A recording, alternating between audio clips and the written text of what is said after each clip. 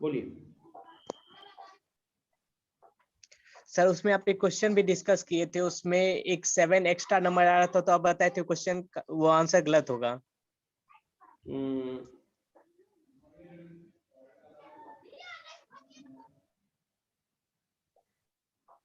नहीं, universal set वाला question तो ये रहा आपके सामने, ये लास्ट वाले क्लास की फाइल ओपन की है मैंने, ठीक है।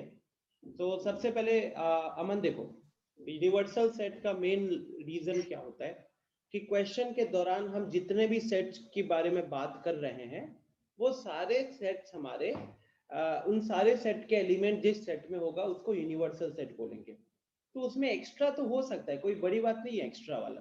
कंडीशन तो सिर्फ इस पे होती है ना कि जो भी एलिमेंट्स के बारे में बात हो रही है उसके सारे एलिमेंट, जो भी सेट्स के बारे में बात हो रही है उसके सारे एलिमेंट हमारे पास उस सेट में होने चाहिए। तो जैसे कि यहाँ पे यूनिवर्सल सेट लिखा गया है 1 2 3 4 5 6। अच्छा हाँ, ये देखो यहाँ 7। अच्छा आप इसकी बात कर रहे हो, तो यहाँ पे 7 इसीलिए नहीं लिखा, मतलब कुछ लोगों ने 7 लिखा होगा, मैं कह रहा हूँ कि इसका जो सबसे बेस्ट आंसर होता है वो होता है ये।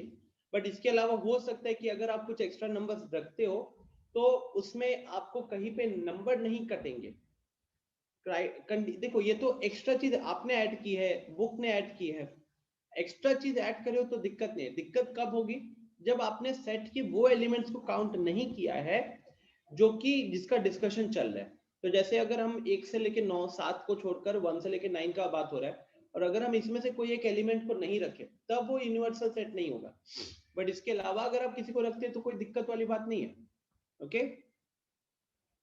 Good morning Aditya. आज आदित्य थोड़ा टाइम पे आ गया। चलिए सो ये अपना लेक्चर 3 शुरू करते हैं फिर एक तरीके से। इसमें मैंने बहुत सारे लास्ट क्लास में आपको क्वेश्चंस दिए थे होमवर्क, तो पहले उनका डिस्कशन कर लेते हैं, ठीक है। तो शुरू करते हैं फिर स्टूडेंट्स, बताइएगा। जैसे ये वाला क्वेश्चन है, सॉल्व हुआ था ये, R D Sharma, R S Agarwal, कोई भी बुक उठाकर देखी होगी तो आपको ये वहां पे दिखा होगा। कितने लोगों ने होमवर्क वगैरह सॉल्व किया, raise your hand. Hand raise करना है आप में से कितने लोगों ने होमवर्क सॉल्व किया, जो मैंने स्लाइड में ही डाला हुआ था।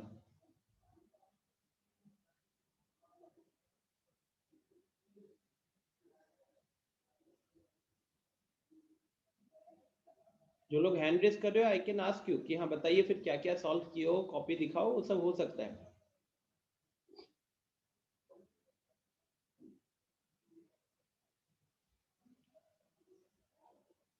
क्या मतलब half of the people have not done it. Amrita please unmute कीजिएगा एक बार।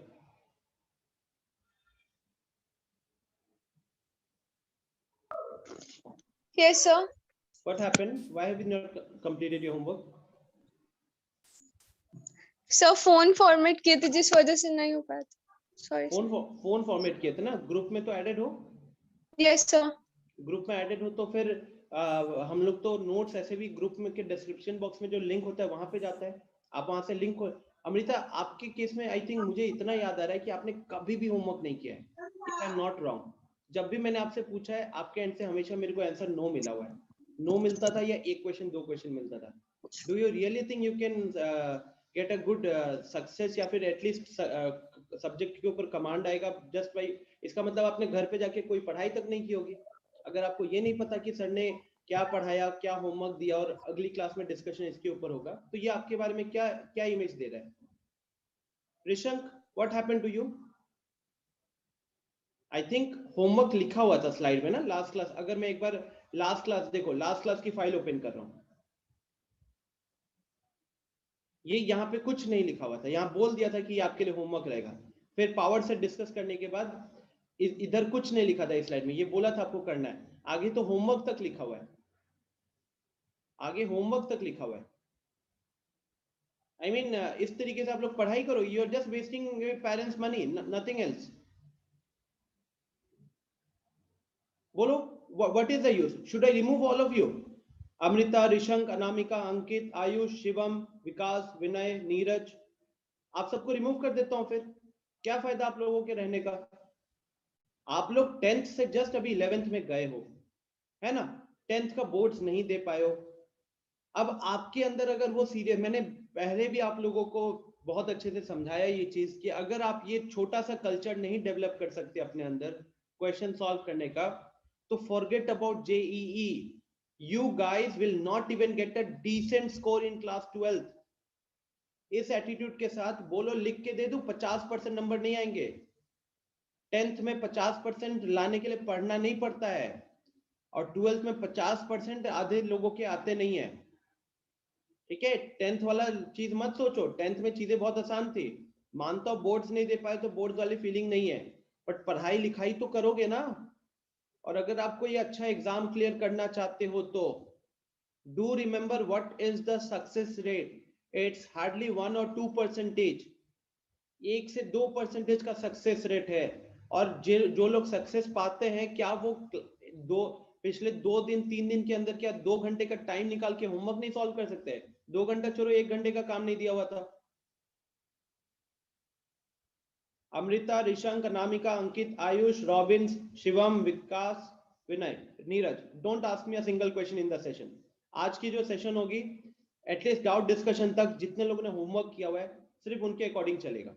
तो उज्जवल, मृगंक, हर्ष, सनी, आदित्य, मानस, अमन एंड आर्यन एंड शुभम, आप लोगों के डाउट्स हैंडल होंगे और किसी के डाउट्स हैंडल नहीं होंगे. आज की क्लास में 30 से 40 मिनट इजीली डाउट डिस्कशन पे जाएगा और उसके बाद हम एक नए टॉपिक पे पहुंचेंगे.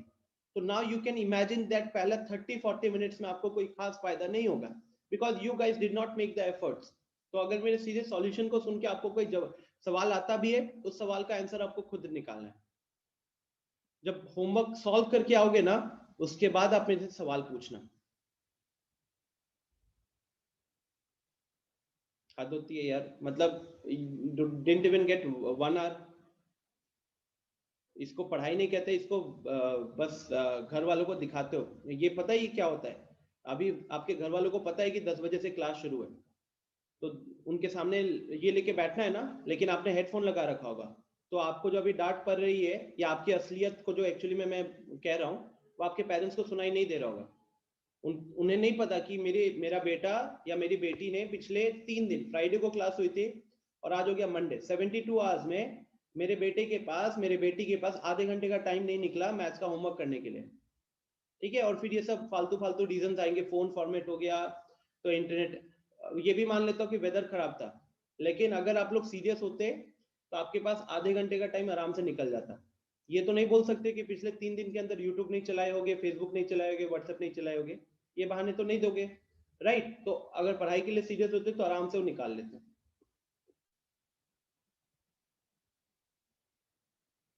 So let's start the discussion.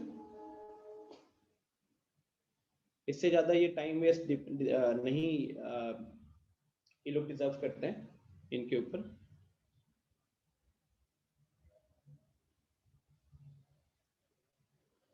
Okay, चलिए. सो गाइज, आप लोगों ने इस क्वेश्चन को ऑलरेडी ट्राई किया होगा. This is a question which has actually came in JEE. I think 56 की जगह शायद 112 है, जितना मुझे याद आ रहा है, बट ये क्वेश्चन आया हुआ क्वेश्चन है, पास्ट ईयर क्वेश्चन है.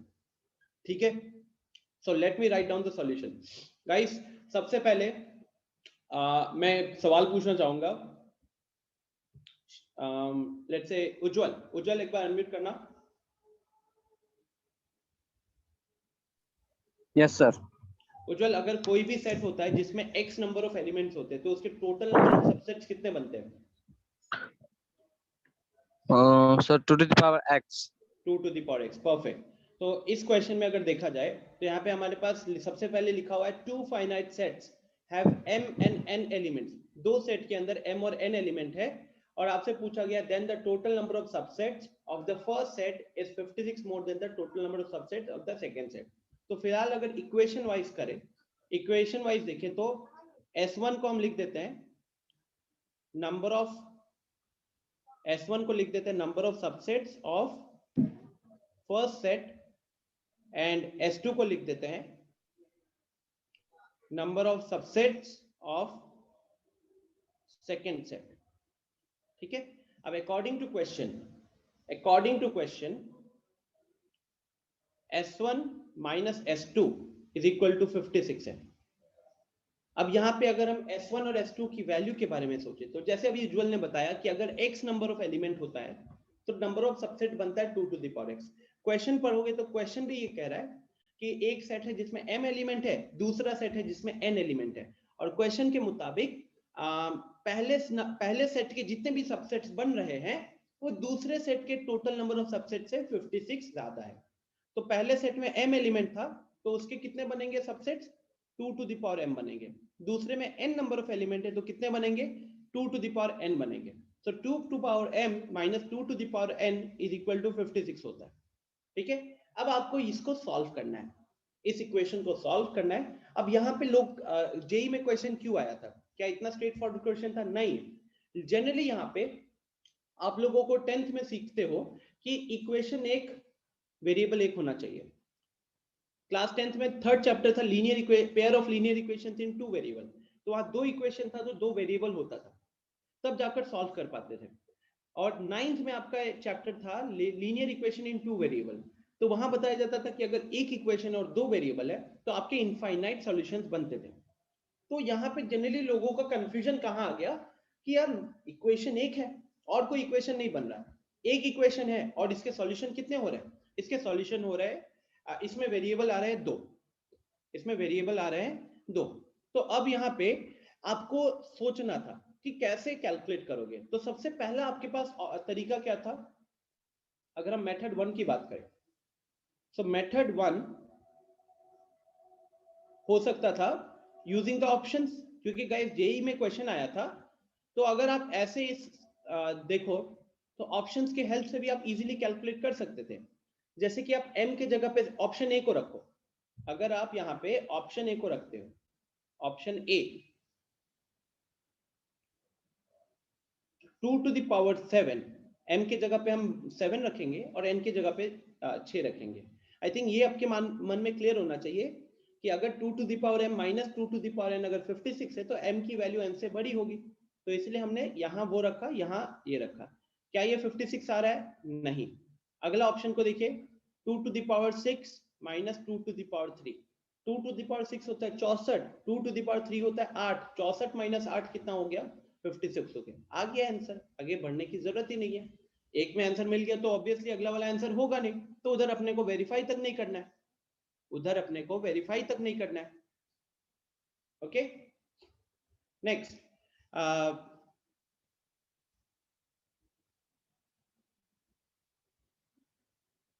कोई दिक्कत यहाँ पे?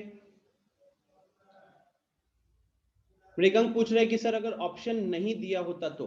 यस हर्ष, क्या डाउट है बताइए। शिवम अनम्यूट कर सकते हो आप इजीली, ऑलरेडी दिया हुआ है। वही ऑप्शन, अगर ऑप्शन ना हो तब वाला वही डाउट था। ऑप्शन ना हो तब, उसका मैं अब इक्वेशन सॉल्व करके बता रहा हूँ, ठीक है, इक्वेशन सॉल्व करके बता रहा हूँ। वैसे गाइस जेई में आपको जो ऑप्शन नहीं होते हैं ना, तो सिंगल डिजिट वाले होते हैं, मतलब उसको कहते हैं type in the answer questions कहते हैं, जहां पे आप आंसर को टाइप करते हो। तो अगर क्वेश्चन दिया हुआ है तो जनरली उसका इंटीग्रल वैल्यू आप वहां पे मार्क कर रहे होते हैं, ठीक है। तो ये क्वेश्चन उस हिसाब से अगर हम देखें तो अगर ये क्वेश्चन को उसमें आता, टाइप इन द आंसर में आता, तो आपसे वो पूछता m माइनस n का वैल्यू बताइए, क्योंकि m माइनस n करते तो एक सिंगल डिजिट में आंसर, मतलब एक इंटीजर आता, और वहां पे हम खाली इंटीग्रल वैल्यूज ही कहीं ना कहीं दे पाते हैं। सो चलिए अब मेथड 2 के ऊपर आते हैं, राइट। मेथड 2 पे देखें, कौन है ये, मृगंक? नहीं, मैं सबको म्यूट कर देता हूँ, बैकग्राउंड से कहीं से आवाज आ जाएगी नहीं तो। सो मेथड 2,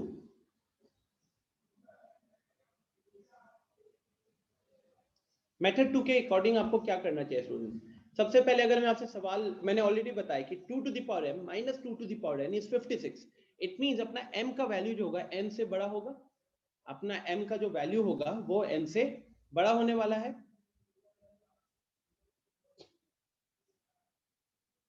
कर दिया हर्ष। सो अब हम क्या कर सकते हैं इसमें गाइस, वी कैन टेक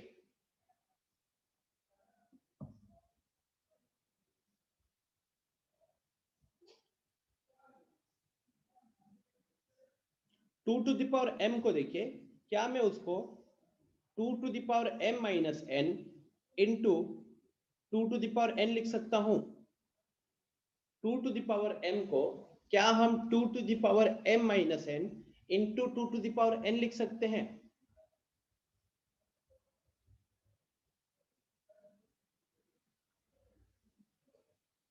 लिख सकते हैं ना? ऐसा क्यों कर रहा हूं? बिकॉज अगर आप इक्वेशन को देखोगे, इक्वेशन के अकॉर्डिंग क्या है?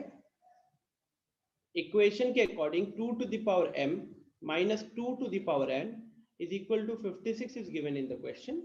तो अगर हम 2 to the power m की जगह पे ऊपर वाला जो मैंने अभी जस्ट लिखा, अगर हम उसे पुट कर देते हैं तो 2 to the power m minus n into 2 to the power n minus 2 to the power n is equal to 56. तो अब हम यहाँ पे 2 to the power n को कॉमन ले सकते हैं, 2 to the power n को कॉमन ले सकते हैं और ब्रैकेट में क्या बचेगा? 2 to the power m minus n minus 1 बचेगा. सो नाउ अगर हम लेफ्ट हैंड साइड की इनफैक्ट बात करें स्टूडेंट, लेफ्ट हैंड साइड की बात करें, तो after we have taken 2 to the power n common in the bracket आपके पास एक आया है, अगर ऊपर से देखोगे तो पहले एक 2 का पावर है, फिर ब्रैकेट के अंदर एक अलग 2 का पावर है, -1 है. तो अगर मैं सिंपल सा एक सवाल आपसे पूछूं तो ये आइडिया तो हमको दिख रहा है कि what is this? This is a plain and simple power of 2, this is a plain and simple power of 2 and this is power of 2 minus 1. This is power of 2 minus 1. पहले तो अपने को ये आइडिया एकदम ऊपर से मोटा मोटी दिखना चाहिए कि लेफ्ट हैंड साइड में 2 to the power n है, मतलब 2 का एक पावर बनेगा और ब्रैकेट के अंदर 2 to the power m minus n minus 1 है, तो 2 का एक पावर में से 1 सब्ट्रैक्ट हो रहा है. तो अब आपको क्या करना है? आपको 56 को फैक्टराइज करना है, बिकॉज लेफ्ट हैंड साइड में आपने कहीं ना कहीं एक्सप्रेशन को दो चीजों के मल्टीप्लिकेशन में रिप्रेजेंट किया है. तो अगर आप सेम चीज राइट हैंड साइड में भी कर पाओ तो राइट हैंड साइड में 56 को आपको कैसे लिखना है? 56 को दो नंबर्स के मल्टीप्लिकेशन के फॉर्म में लिखना है. 56 को दो नंबर्स, मतलब अब ध्यान रखिएगा, देखो मैं आपको फैक्टराइज करके दिखाता हूं. ये कुछ ऐसे टेक्निक्स है जो हम क्वेश्चन सॉल्व कर करके सीखते हैं. अब जैसे कि 56 अगर आप यहाँ पे फैक्टराइज करते हो तो 2 आएगा 28, फिर 2 आएगा 14, फिर 2 आएगा 7. अब आपको क्या करना है गाइस? आपको ध्यान दिमाग में रखना है कि मुझे एक नंबर चाहिए जो 2 का पावर हो और एक नंबर चाहिए जो 2 का कोई दूसरा पावर -1 हो, ताकि उन दोनों को मल्टीप्लाई करके 56 निकल कर आएगा. ठीक है, तब आप यहाँ पे दिमाग लगाना. हो सकता है आपने सोचा 2 का पावर 4, आपने ये उठाया, लेकिन फिर ये जो 7 into 2 बचेगा 14, क्या वो एक 2 का पावर -1 होता है? नहीं. हो सकता था आपने खाली 2 उठाया, आपने 2 का पावर में खाली 2 उठाया, लेकिन अगर आप इसको मल्टीप्लाई करते हो तो 7 to the 14, 14 to the 28, क्या 28 2 का कोई पावर से जस्ट -1 होता है क्या? नहीं होता है. फिर आपने अगला 2 का पावर में क्या किया? तीनों 2 उठा लिया. पहले आपने एक 2 उठाया तो दूसरा नंबर 28 बन रहा था, जो कि 2 का पावर -1 नहीं हो रहा है. अगला 2 उठाया तो 4 हो गया, उधर 4 तो अपना 2 to the power 2 बन गया, लेकिन फिर इधर 14 हो रहा था. 14 इज नॉट 2 का पावर -1, 14 इज एक्चुअली 2 का पावर -2 हो जाता है ना. 2 to the power 4 16 होता है, 16 - 2 है. ठीक है, तो वो भी नहीं बना. फिर हमने तीनों 2s को उठा लिया. जब हमने तीनों 2s को उठाया तो 2 to the power 3 बन गया और हमारे पास क्या बचा? 7. और 7 की खासियत क्या है? It is 2 to the power 3 - 1, मतलब एक 2 की पावर से एक ऐसा 2 का पावर है 8, जिसे सिर्फ एक कम पे 7 आ जाता है. तो यहां से you will get the idea that it has to be 2 to the power 3 into 2 to the power 3 - 1. Tell me yes or no, are you getting this? थोड़ा सोचो इसके ऊपर. अभी मैंने क्या किया? 56 को इस फॉर्म में लिखने की कोशिश की. 56 को हमने इस तरीके से लिखने की कोशिश की ताकि एक 2 का पावर आ जाए और इनटू एक 2 का पावर -1 का फॉर्म बन जाए. अब अगर आप कंपेयर करते हो, अगर ये आइडिया क्लियर हो गया, तो if I compare both sides, comparing both sides, we get. अब अगर दोनों साइड्स में कंपैरिजन करते हो तो आप खुद देखो कि सबसे ब्रैकेट से पहले इधर 2 to the power n था और यहाँ पे 2 to the power 3 है. तो दोनों को कंपेयर करने से क्या मिल रहा है स्टूडेंट्स? n की वैल्यू 3 आई है और ब्रैकेट के अंदर अगर देखोगे तो m - n की वैल्यू भी कितनी है? m - n की वैल्यू भी 3 आई है. अब आप देखिए स्टूडेंट्स कि n की वैल्यू 3 हम निकाल चुके. तो अगर आप इसको अब यहाँ पे पुट करते हो आपने कंपैरिजन किया तो आपको दो इक्वेशन मिल गए, समझ रहे हो, और दो इक्वेशन मिल गए, दो वेरिएबल मतलब सही जा रहे थे, तो n की वैल्यू 3 और m माइनस n की वैल्यू 3। अब यहां से हमको n तो निकल गया, m भी चाहिए, तो हमने n की वैल्यू इधर से उठा के वहां पे पुट कर दी, तो ये हो गया m minus 3 is equal to 3 implies m is equal to 6. So this becomes a solution because हमारा आंसर भी क्या था 6,3 था, तो m की वैल्यू 6 भी प्रॉपर आई है और n की वैल्यू 3 भी प्रॉपर आई है। लगा है क्या आइडिया? समझ में आया कैसे सॉल्व किया हमने इक्वेशन के हेल्प से? हाँ ऑब्वियसली अब आपके दिमाग में आ रहा होगा यार ऑप्शन वाला मेथड सही है, बट जैसे कुछ क्वेश्चंस होते हैं जहाँ पे हमें ऑप्शन से जाना चाहिए, बट ये एक ऐसा क्वेश्चन था जहाँ पे आप दोनों तरीके से कर सकते हो, है ना, दोनों तरीके से कर सकते हो, और ये type in the answer question हो सकता था। एग्जैक्टली शुभम, इस टाइप के क्वेश्चंस को थोड़ा देखो, आपको अब ये प्रोसेस दिमाग में क्लियर हो गया ना, कि लेफ्ट हैंड साइड में पहले 2 का पावर माइनस 2 का पावर इज इक्वल टू 56 था, आपने उसको कहने के लिए guys what was the idea, देखो what was the overall idea here,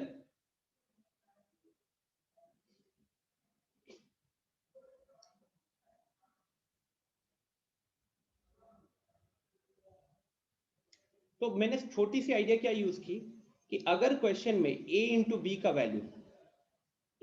का वैल्यू मान लो 6 दिया हुआ है, ठीक है, और मुझे पता है कि a भी पॉजिटिव है b भी पॉजिटिव है, क्योंकि 2 के पावर्स जो होते हैं इनइक्वालिटी में भी डिस्कस किया हुआ है, किसी भी नंबर के ऊपर का कोई पावर लोगे, पॉजिटिव नंबर है 2 3 4, इसके ऊपर कोई भी पावर लगाओ वो वैल्यू हमेशा पॉजिटिव होती है। तो अगर आपको मान लो यहाँ पे लिखा हुआ है a into B is equal to 6, और आपने मेरे को बोला कि सर आप मुझको a और b की वैल्यू बताओ जहाँ पे a भी इंटीजर है और b भी इंटीजर है, a और b की वैल्यू बताओ जहाँ पे a भी इंटीजर है और b भी इंटीजर है, तो वहां पे मैं क्या करूंगा, मेरे पास क्या क्या ऑप्शन है, मुझे दिख रहा है कि लेफ्ट हैंड साइड में a भी है, राइट हैंड साइड में 6 है, तो a और b की मल्टीप्लीकेशन से 6 आ रहा है, a और b की मल्टीप्लीकेशन से अगर 6 आ रहा है तो हो सकता था a का वैल्यू 1 हो, b का वैल्यू 6 हो, या फिर a का वैल्यू 6 हो और b का वैल्यू 1 हो, ये हो सकता था। या फिर सेकंड ऑप्शन क्या है 2 इंटू 3 और 3 इंटू 2, तो वहां पे हम बोलेंगे या तो a का वैल्यू 2 और b का वैल्यू 3 और a का वैल्यू 3 एंड b का वैल्यू 2 हो सकता था। तो टोटल कितने पॉसिबल आंसर्स आ गए इंटीजर के हिसाब से, पॉजिटिव इंटीजर के हिसाब से, टोटल मेरे पास 4 आंसर्स आ गए, ठीक है। तो यही आइडिया कहीं ना कहीं हमने इधर यूज किया और हमने क्वेश्चन को किया है सॉल्व, ठीक है। चलो तो हो गया, एक जेई का क्वेश्चन हमने सॉल्व कर लिया।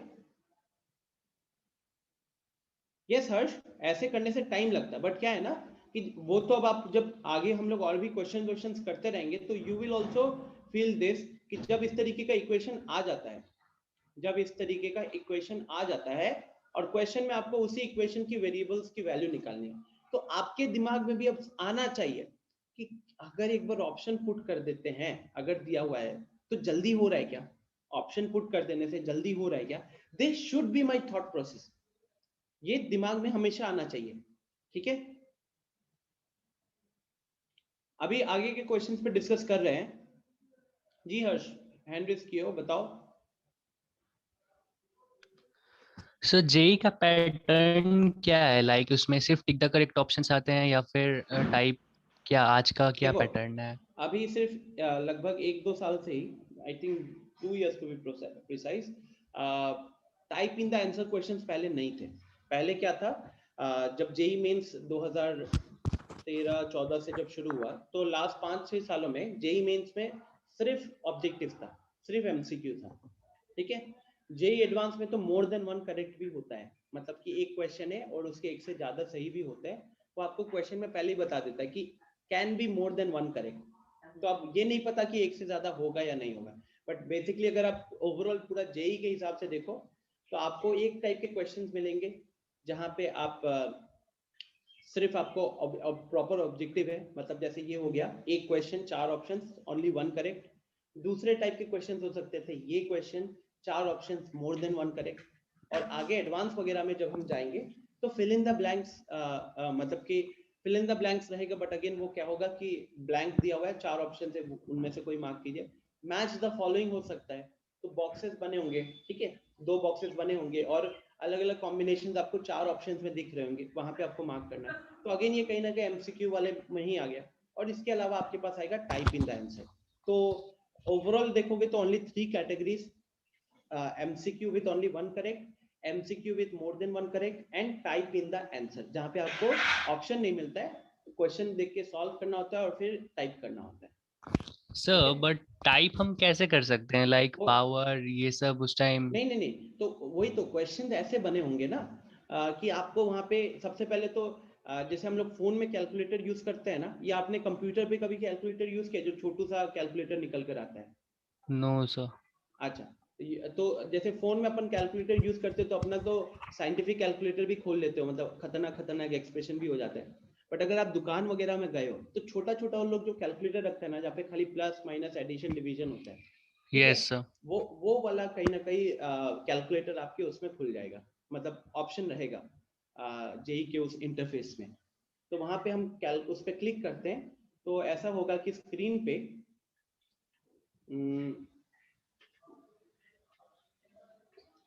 पे कुछ इस तरीके से वो ओपन हो जाएगा और यहाँ पे आपके पास छोटे छोटे ऐसे बॉक्सेस बने होंगे नंबर्स वाले आपको, क्योंकि देखो वहाँ पे हम कीबोर्ड नहीं यूज कर सकते।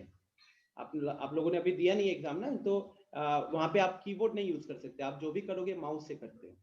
तो इस तरीके से आपको वो सब नंबर्स के बॉक्सेस बने होंगे, फिर यहाँ पे वो कैरेक्टर्स के वो बने होंगे, जैसे ये हो जाएगा आपका कुछ ऐसे 1 2 3, जैसे एकदम छोटा कैलकुलेटर में होता है प्रॉपर उस तरीके से। यहाँ पे प्लस माइनस वगैरह होगा और यहाँ पे आप कैलकुलेट वगैरह करते हो और फिर उसमें जो क्वेश्चन में बॉक्स यहाँ पे दिया होगा वो इधर कहीं पे, तो बॉक्स में एक्चुअली में आप, अरे सॉरी क्या कह रहा हूँ मैं, कैलकुलेटर कह रहा हूँ, नॉट कैलकुलेटर है। कैलकुलेटर तो मतलब आप कुछ चीज कैलकुलेट करने के लिए यूज करोगे, वो आपको इस तरीके का बॉक्स मिलेगा और इस बॉक्स में आप जैसे जैसे टाइप करोगे, जैसे आपने इस पे टाइप किया 1 पे टाइप किया तो इधर 1 आ जाएगा, फिर मान लो आपने 6 पे टाइप किया तो इधर 6 आ जाएगा।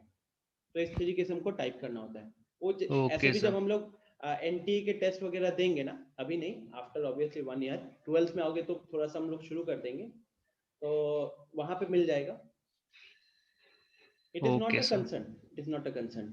ये सब ये रिवाज एक्चुअली कैट में पहले शुरू हुआ था और कैट में लगभग 2016 में शुरू हुआ था, थोड़ा सा पॉपुलर हो गया, तो फिर अल्टीमेटली सबके जो कह सकते हो कि सब एक दूसरे को थोड़ा मोड़ा तो देखते ही कि ये कैसे एग्जाम कंडक्ट करा रहे हैं। तो कैट ने 2016 में type in the answer introduce किया था और उसके बाद जेई ने किया है। चलिए, शिवम पूछ रहा है कि सर जेई में कैलकुलेटर ले जा सकते हैं? शिवम ले जा सकते हो, बस वो होगा क्या कि वो शायद फिर वापस आपको बाहर छोड़ देगा ठीक है, वो आपको वापस छोड़ देगा। शुभम पूछ रहा है कि सर लॉग, शुभम सबसे पहले लॉग के questions either you send in the group, ठीक है, because log we have completed, I think you were not there, but ये क्वेश्चन बहुत आसान क्वेश्चन है, अभी मैं इसमें टाइम ऐसे भी नहीं स्पेंड करूंगा। After the class remind I will do it, okay. Next, calculator use नहीं होता है, improve your calculations, improve your calculations। वैसे एकदम हाई फाई कैलकुलेशन नहीं आता यार, तो you don't have to worry about these things, ठीक है, हाई फाई कैलकुलेशन नहीं आता। शिवम कह रहा है कि सर पावर सेट समझ में नहीं आया। शिवम एक बार अनम्यूट कीजिए सबसे पहले, खुद तो थोड़ा मोड़ा पढ़े होगे ना बुक वगैरह से, तो एक बार अनम्यूट कीजिएगा। Yes sir. क्या पढ़े हो पहले पावर सेट के बारे में, खुद ये बताओ। सर पावर सेट का मतलब होता है सर कि मतलब किसी भी सेट में कितना उसका सबसेट बन सकता है सर, उसको पावर सेट कहेंगे। नहीं, कितने भी सेट में कितने सारे सबसेट बनेंगे, वो नंबर ऑफ सबसेट होते हैं 2 टू द पावर x, अगर x एलिमेंट है तो। पावर सेट क्या होता था, आपने बुक वगैरह में जब नहीं समझ में आया तो बुक वगैरह में थोड़ा तो स्टडी किए होगे, यस, डेफिनेशन तो वो भी नहीं समझ में आया सर। कहाँ गया set lecture 2,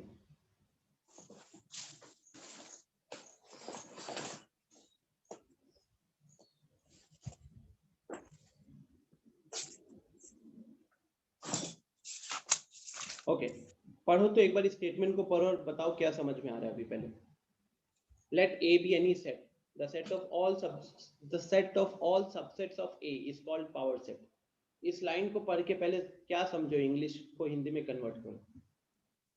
The set of all subsets. Sir वही तो हुआ सर, मतलब कि सर किसी सेट का हम कितना सबसेट बना सकते हैं।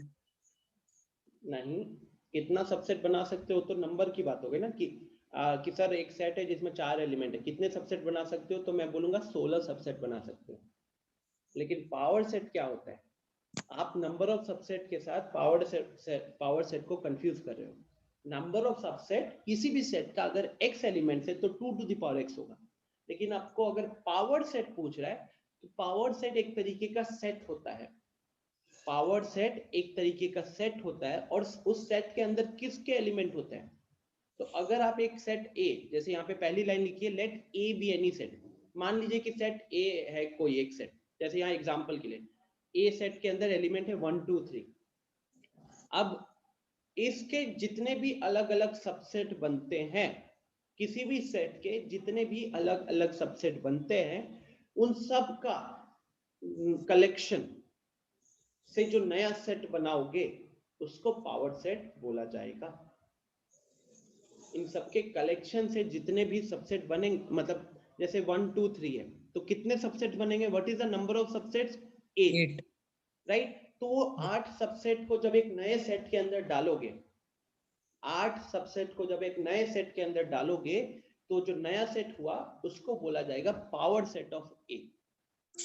ठीक है, जैसे कि अगर हम 1 2 3 की बात करें तो इस 1 2 3 में एक बार मैं आपको सबसेट्स वाले स्लाइड पे ले जाऊं।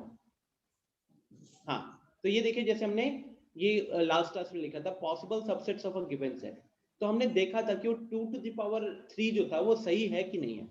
तो वो मैंने यहाँ पे सेट 1 2 3 लिया था और उसके अलग अलग सबसेट लिखे थे। और इस सबसेट लिखने के टाइम पे आपको बताया था, तरीका क्या बताया था कि हमारे पास 3 एलिमेंट है, तो आप सबसे पहला सबसेट बनेगा जहां पे आपने कोई भी एलिमेंट नहीं उठाया, वो हो गया मेरा नल सेट, वो एकदम लास्ट में लिखा हुआ है। फिर आपने एक एक एलिमेंट उठाया, तो एक बार 1 उठाया तो उससे दूसरा सेट बना, 2 उठाया तीसरा सेट बना, 3 उठाया एक और सेट बना। तो पहले हमने कोई भी एलिमेंट नहीं उठाया, वो एक सबसेट, फिर एक एक एलिमेंट का सेट्स बना, फिर दो दो एलिमेंट के सेट्स बने, तो 1,2 का एक, 1,3 का और 2,3 का। और लास्ट में जब आपने तीनों एलिमेंट उठा लिया, तो जब भी आपको सारे सबसेट्स को लिखना है और अगर उसमें लेट्स से 5 एलिमेंट है तो आपके टोटल 32 सबसेट बनेंगे। अब उन 32 सबसेट को अगर आप लिखना चाहते हो तो सबसे पहले क्या लिखोगे, कोई भी एलिमेंट नहीं उठाया मतलब 5, तो सबसे पहले एक 5 आएगा। ठीक है, उसके बाद आप एक एक एलिमेंट से उठा के सेट बनेगा, फिर दो दो एलिमेंट, फिर तीन तीन एलिमेंट, फिर चार चार एलिमेंट और आखिरी में एक 5 एलिमेंट वाला। ठीक है शिवम, सो पावर सेट क्या है, power set is nothing but कोई भी सेट के जितने अलग अलग सबसेट्स होते हैं ना, उन सारे सबसेट्स का जो नया कलेक्शन बनता है, उस नए कलेक्शन को बोला जाता है पावर सेट ऑफ ए। और आप उसको कैसे रिप्रेजेंट करोगे, कैपिटल P लिखोगे और फिर ब्रैकेट में वो सेट का नाम लिखते हो जिस सेट का आप पावर सेट निकालना चाहते हो। तो जैसे यहाँ आप देख सकते हैं कि मैंने पहले 1 2 3 के ये अंदर वाले पार्ट देखो ना, 1 2 3 4 5 6 7 8, तो अंदर 8 के 8 जो लिखे गए हैं वो ऊपर वाले सेट के सारे सबसेट्स लिखे गए हैं। और फिर मैंने इनको सेट में डाल दिया। सेट में डालने के लिए मतलब कह सकते हो कि कर्ली ब्रैकेट्स के अंदर रख दिया। देख रहे हो ना, मैंने कर्ली ब्रैकेट को बोल्ड करके रखा हुआ है। तो जब कर्ली ब्रैकेट के अंदर हमने इन 8 एलिमेंट्स को रख दिया तो अब ये भी क्या बन गए, ये एक तरीके के सेट बन गए। और इस सेट के अंदर कितने एलिमेंट है, अगर मैं आपसे पूछूं कि पावर सेट, जैसे आपसे अगर पूछा कि सेट ए के अंदर कितने एलिमेंट है, बताइए क्या होगा आपका जवाब। आपका जवाब होगा 3, राइट। सेट ए के अंदर कितने एलिमेंट है, सेट ए का कार्डिनलिटी कितना है, 3 है। लेकिन अब अगर मैं आपसे पूछूं कि पावर सेट का कार्डिनलिटी कितना होगा, बताइए पावर सेट का कार्डिनलिटी कितना होगा। तो पावर सेट का कार्डिनलिटी होगा 2 टू द पावर 3, क्योंकि पावर सेट कैसे बनता है, पावर सेट किसी भी सेट के अंदर जितने एलिमेंट्स, किसी भी सेट के जितने सबसेट्स होते हैं उन सबसेट्स के कलेक्शन से बनता है ना। तो इसलिए इसका कार्डिनलिटी हो जाएगा 8। Getting this idea now Shivam, क्या ये डाउट क्लियर है फिर? ओके ग्रेट, चलिए तो let's move on ahead. Now अब ये मैंने क्वेश्चंस आपको होमवर्क के फॉर्म में दिए थे, बताइए कहाँ पे दिक्कत है। सबसे पहले यहाँ पे कहाँ दिक्कत है। मृगंग पूछ रहा है कि पावर सेट का सबसेट बन सकता है, बिल्कुल बन सकता है Mrigang. Let me write it here, let me write it here. एक छोटा सा केस लेते हैं गाइस। एक सेट है ए जिसके अंदर मैंने एलिमेंट रखा है 1, ठीक है, 1 और 2 रखा है मृगंग। और मान लीजिए कि अब हम इसका पावर सेट का बात करें, तो पावर सेट क्या होगा, पावर सेट होगा, पावर सेट हो जाएगा 5, 1, 2, 1, 2, है ना।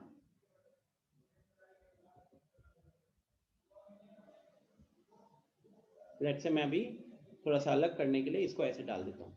अब मान लो आपके दिमाग में ये सवाल आया, क्योंकि पावर सेट भी तो एक सेट है। मृगंग का सवाल है कि सर पावर सेट का सबसेट बन सकता है क्या, तो पावर सेट भी तो एक तरीके का सेट ही है, और किसी भी सेट के सबसेट्स बना सकते हो, तो इसका भी सबसेट बनेगा मृगंग, ठीक है।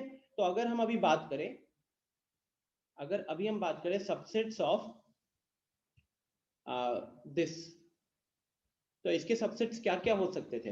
तो अब आप इसको एलिमेंट की तरह ट्रीट करो। इसको मान लो आपने ए की तरह ट्रीट किया, इस पूरे को आपने बी की तरह ट्रीट किया, इस पूरे को आपने सी की तरह ट्रीट किया, इस पूरे को आपने डी की तरह ट्रीट किया। तो आप उसके अलग अलग सबसेट्स क्या लिखते, बताओ अलग अलग सबसेट्स क्या लिखते। तो एक बार आप ए को लिखते, एक बार आप बी को लिखते, एक बार आप सी को लिखते, है ना। पहले एक एक एलिमेंट उठाया, अच्छा एक तो मिस कर गया, आगे कोई भी एलिमेंट नहीं उठाना, तो चलो उसको यहां लिख लेते, कोई भी एलिमेंट नहीं उठाया। फिर क्या हो सकता था, इस तरीके से इमेजिन कर सकते हो 16 सबसेट्स बनेंगे, 16 सबसेट्स बनेंगे। चलिए अब हम वैल्यू पुट करते हैं। ए को मैंने क्या माना था, ए को मैंने माना हुआ है 5, बी को क्या माना हुआ है, तो बी को माना हुआ है सेट 1। तो ध्यान से अगर देखोगे, ध्यान से अगर देखोगे तो बी की वैल्यू पुट करो, बी की वैल्यू क्या जाएगी, अब 1 जाएगी, ठीक है। फिर बात करते हैं सी का, तो सी को क्या माना हुआ है, सी को माना हुआ है सेट 2। तो एक तरीके से आप ये समझ सकते हो गाइस कि पावर सेट का जो अंदर जो एलिमेंट है वो एक तरीके के सेट ही होते हैं, तो इसलिए यहाँ पे डबल डबल वो आ जाएंगे, डबल डबल ये ब्रैकेट्स आएंगे उसके लिए, ठीक है। आई थिंक ये अगला जो आगे क्वेश्चन है उससे ज्यादा अच्छे से क्लियर हो जाएगा। Mrigang, I think you got the answer to your question.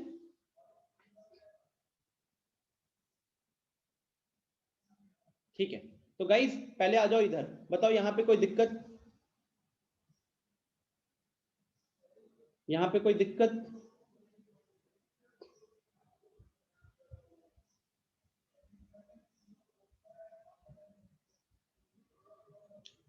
किसी क्वेश्चन में प्रॉब्लम है क्या इन चारों में से। मैंने हर क्वेश्चन का सॉल्यूशन भी रखा हुआ था आपके रेफरेंस के लिए। कोई सॉल्यूशन जो नहीं समझ में आया, कोई क्वेश्चन जो नहीं समझ में आया, प्लीज बताइए। मानस कह रहे थर्ड वाला। मानस एक बार मानस पहले अनम्यूट करो। Yes sir. हाँ, सबसे पहले सबसेट क्या होता था एक बार बताइए।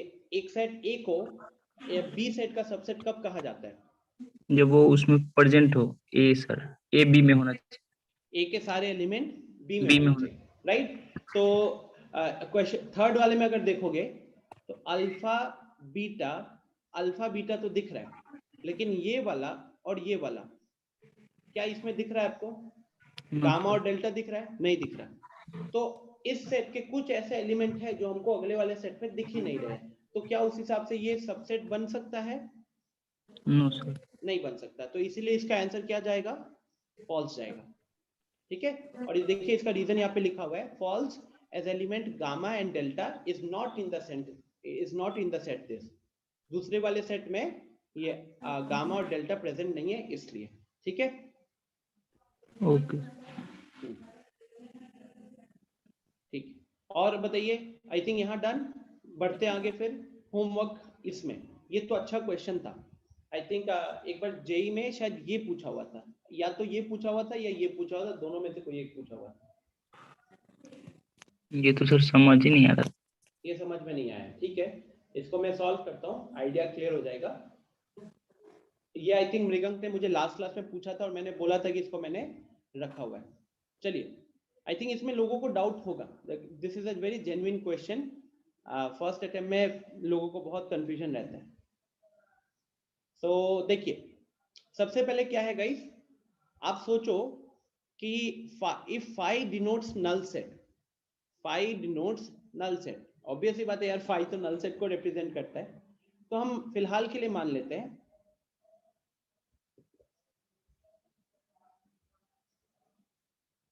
कि हमारा ए क्या है, हमारा ए ही है फाई, है ना, हमारा ए ही यहाँ पे फाई है। अब गाइस, नल सेट के अंदर कितना एलिमेंट होता है, चैट में बताओ, tell me what are the number of elements in null set? 0, right, the number of elements in null set is 0। अब अगर एलिमेंट्स नल सेट के अंदर 0 होते हैं, तो अगर हम किसी भी नल सेट का अच्छा, नंबर ऑफ सबसेट कितना होता है, 2 टू द पावर x होता है, 2 टू द पावर x होता है। तो लॉजिकली अगर आप वैसे देखोगे,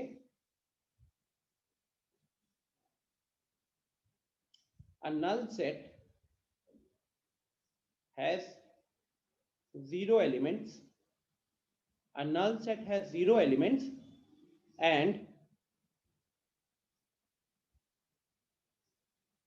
the number of subsets of any set, the number of subsets of any set is 2 to the power x, where x is the number of elements, तो उस हिसाब से अगर मैं आपसे सिंपल से सवाल पूछूं, what are the number of subsets of a null set, आपका जवाब क्या होगा? What are the number of subsets of a null set, आपका जवाब क्या होगा students? Shivam, Sunny, perfect. Shivam and Sunny, आप लोगों ने आंसर सही दिया है। बाकी आदित्य, हर्ष, उज्जवल,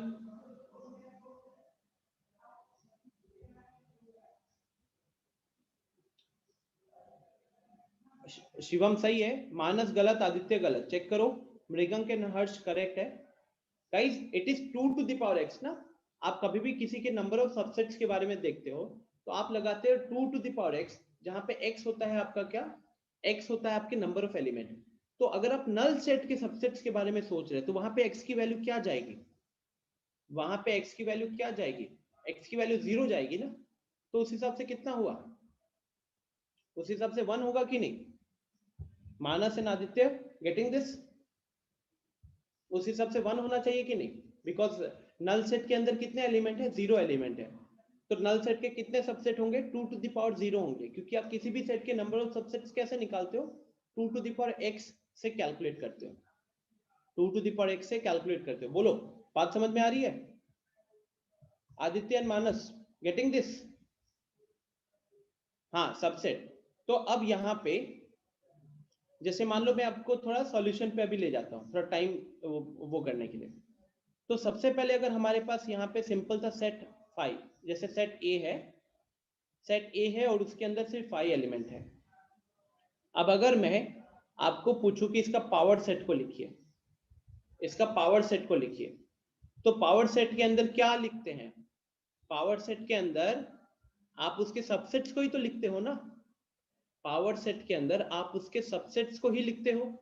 और सबसेट्स कैसे चुनते हैं हम? तो एक बार कोई भी एलिमेंट नहीं उठाते हैं, एक बार एक एक एलिमेंट करके उठाते हैं, एक बार दो दो एलिमेंट करके उठाते हैं। तो फिलहाल अगर मैं इसके पावर सेट को लिखने जाऊंगा तो कुछ भी नहीं है मेरे पास, उधर ए सेट के अंदर कुछ भी नहीं है। तो पहला सिचुएशन क्या बनेगा? पहला सिचुएशन ये बनेगा। और इसीलिए आप देखिए ए वाले में क्या लिखा हुआ है, P of phi is equal to 5, P of phi is equal to 5। क्योंकि देखो गाइस, अगर आप उधर a के जगह पे 5 पुट कर देते हो तो P of phi ही आने वाला है, right? Now what is this? ये एक ऐसा सेट था ये एक ऐसा सेट था हैविंग नो एलिमेंट्स, लेकिन अब ये क्या बन गया students, this is a set having one element. Getting this और नॉट? ये क्या बन गया, अब जो पावर सेट है वो एक नया सेट बन गया, it is having one element. Harsh लिख सकते हो, वैसे भी लिख सकते हो, बट उससे क्या होगा ना, कंफ्यूजन ज्यादा होगा, तो इसलिए हम 5 वाला फंडा लगा रहे हैं। Are you getting this everyone? A set is my null set, उसके अंदर कोई एलिमेंट नहीं है, लेकिन जब आप उसका पावर सेट लिखोगे तो उसके पावर सेट, नल सेट के कितने सबसेट होंगे? सिर्फ एक होगा, कौन? फाई खुद। अब उसका जब आप पावर सेट लिखोगे तो पावर सेट लिखने का मतलब क्या होता है, हम उसके सबसेट्स को ही लिखते हैं, हम उसके सबसेट्स को ही लिखते हैं। तो कितने सबसेट बनेंगे इसका? इसका तो एक ही सबसेट बनेगा, और वो क्या था? फाई खुद। तो इसलिए देखो मैंने क्या लिखा है, फाई लिखा हुआ है। अब दो बार, अब अगर हम जैसे यहाँ पे बात किया P ऑफ A, तो वो हो गया 5। अब अगर मैं सबसेट्स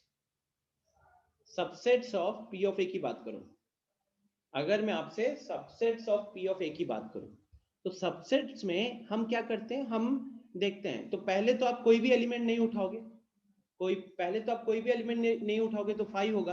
अब उस सेट के अंदर सिर्फ एक एलिमेंट है, तो उस एक एलिमेंट को लिखा, है ना? तो ये हमारा सबसेट बन गया किसका? P ऑफ A का।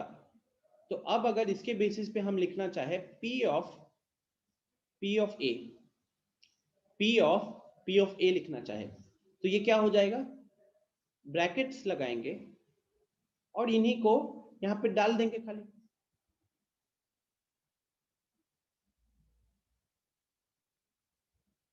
हो सकता है थोड़ा सा ये समझने में दिक्कत हो रही हो, तो एक काम करता हूं, let me just take a scenario. यहाँ पे 1 लिखा हुआ है, ठीक है, एक सेट है जिसके अंदर सिर्फ एक एलिमेंट है।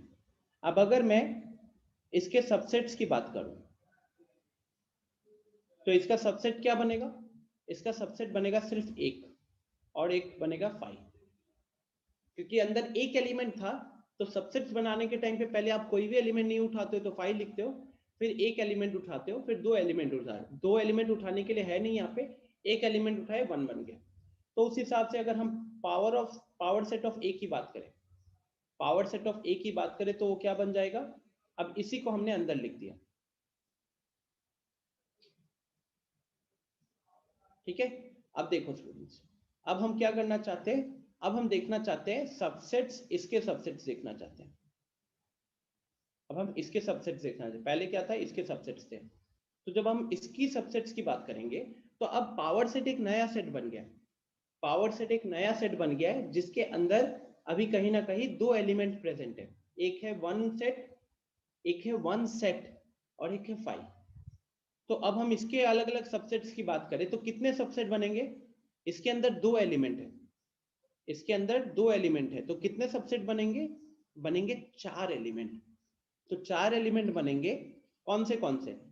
तो पहले तो हम कुछ भी नहीं उठाएंगे, तो उससे आ गया 5। इसके बाद पहला एलिमेंट उठाओगे, तो यहाँ पहला एलिमेंट है सेट 1, पहला एलिमेंट है सेट 1, तो सीधा देखिए उसको लिख रहा हूं। दूसरा एलिमेंट कौन है?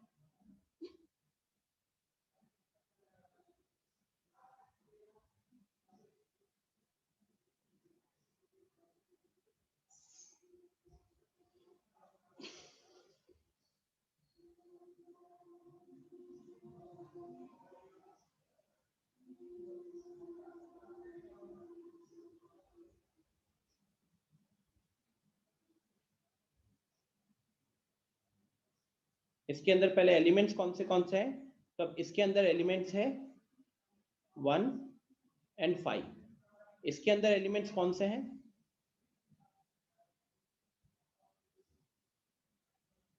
ठीक है। तो अब अगर हम यहाँ पे इसके बेसिस पे सबसेट्स बनाए, तो हमारा सबसेट्स क्या बनेगा? पहले तो हमने कुछ नहीं उठाया, तो 5 डालोगे। क्या होता है गाइस कि जब आप एलिमेंट को सेट में लिखते हो, एलिमेंट को सबसेट में लिखते हो, तो हम एलिमेंट के साइड में कर्ली ब्रैकेट लगा देते हैं, है ना? एलिमेंट को जब हम सबसेट में लिखते हैं तो हम कर्ली ब्रैकेट लगा देते हैं, ठीक है। सो अब देखियो, कि वन सेट आपका एलिमेंट है।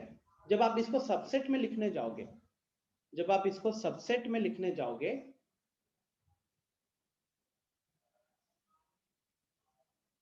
तो आपको क्या करना पड़ेगा, उसको कर्ली ब्रैकेट में डालना पड़ेगा। सिमिलरली ये फाई अभी एक एलिमेंट है, अब इसको फाई को अब ये नल फाई एक एलिमेंट, एक सिंबल मान लो, किसी सेट का सिंबल है, इसको भी आपको कर्ली ब्रैकेट में डालना पड़ेगा। एंड फाइनली पहले हमने कुछ नहीं उठाया तो फाई, फिर हमने एक एक एलिमेंट उठाया, तो एक बार वन सेट उठाया, एक बार फाई उठाया, और अब हम दो दो एलिमेंट उठाएंगे। तो दो दो एलिमेंट उठाओगे तो आपका क्या बनेगा, ठीक है। तो ये चार सबसेट लॉजिकली देखो प्रॉपर फिट बैठ रहे हैं। ए सेट के अंदर एक एलिमेंट वन था, तो उसके सबसेट्स कितने बनेंगे, 2 टू द पावर 1 2। तो देखिए वहां पे दो सबसेट्स हैं, ठीक है। फिर आया P of A. P of A क्या होता है, तो वही सबसेट्स का कलेक्शन का जो सेट बनता है उसको हम पी ऑफ ए बोलते हैं। तो कर्ली ब्रैकेट के अंदर हमने उन दोनों चीजों को डाल दिया। तो इस अब सबसेट अगर दो बने हैं तो पावर सेट के अंदर भी दो ही एलिमेंट आएंगे, वही दोनों, है ना। अब हमने क्या किया, पावर सेट के एलिमेंट्स की बात की, तो पावर सेट के अंदर अब दो एलिमेंट हो गए, पावर सेट के अंदर दो एलिमेंट हो गए, तो अब हम उनसे सबसेट्स बनाएंगे, तो 2 टू द पावर 2 चार सबसेट्स बनेंगे। पावर सेट के अंदर दो एलिमेंट है, तो उससे अगर हम सबसेट्स बनाएंगे तो चार सबसेट्स बनेंगे, ठीक है। नाउ चार सबसेट बन गए, उसके बाद सो अब अगर हम लिखे P ऑफ A, तो P ऑफ A मतलब अब इसका हम सबसेट लिख रहे हैं, इसका सबसेट लिख रहे हैं, ठीक है। तो मान लो कि थोड़ा सा अपना डाउट वगैरह भी क्लियर करने के लिए हमने इसको B सेट का नाम दे दिया, हमने इसको B सेट का नाम दे दिया। तो अब हम P ऑफ B लिखना चाहते हैं, तो P ऑफ B का मतलब क्या होगा, P ऑफ B का मतलब होगा P ऑफ A ही होगा। और हम जब पावर सेट लिखना होता है तो हम क्या करते हैं, हम उन सारे सबसेट्स को बट कर्ली ब्रैकेट के अंदर लगा देंगे। तो बड़ा सा कर्ली ब्रैकेट लगाइए और ये चारों एलिमेंट को एज इट इज लिख दीजिए।